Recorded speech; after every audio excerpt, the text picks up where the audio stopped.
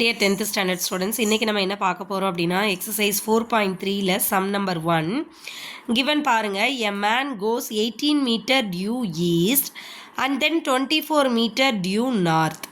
Find the distance of his current position from the starting point.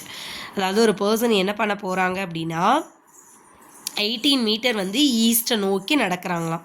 முதல்ல north east west south எதுன்னு தெரிஞ்சதுனா தான் உங்களால் கரெக்டாக போட முடியும் பிக்சர். ஸோ அவர் என்ன பண்ணுறாரு, ஃபஸ்ட்டு ஈஸ்ட்டை நோக்கி நடக்கிறாரு. எவ்வளோ நடக்கிறாரு? 18 மீட்டர் நடக்கிறார்.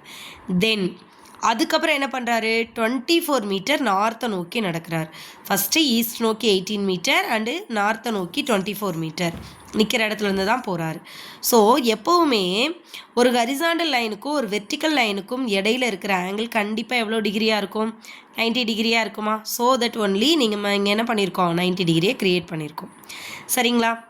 இப்போ உங்கள் கொஸ்டின் என்ன அப்படின்னா, அவர் ஸ்டார்டிங்கில் இருக்கிற பொசிஷனுக்கும் இப்போ இருக்கிற பொசிஷனுக்கும் இடையில இருக்கக்கூடிய டிஸ்டன்ஸ் எவ்வளோன்னு கொஸ்டின் கேட்குறாங்க. Starting position and ending position, இப்போ இருக்கிற கரண்ட் பொசிஷனோட டிஸ்டன்ஸ் என்னன்னு கேட்குறாங்க.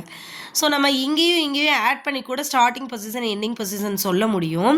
பட் நம்ம வந்து இது ஒரு ரைட் ஆங்கிள் ட்ரையாங்கிள் அப்படிங்கிறனால பித்தாகரஸ் தியரம் யூஸ் பண்ணி இந்த சைடை கண்டுபிடிக்க போகிறோம். சரிங்களா?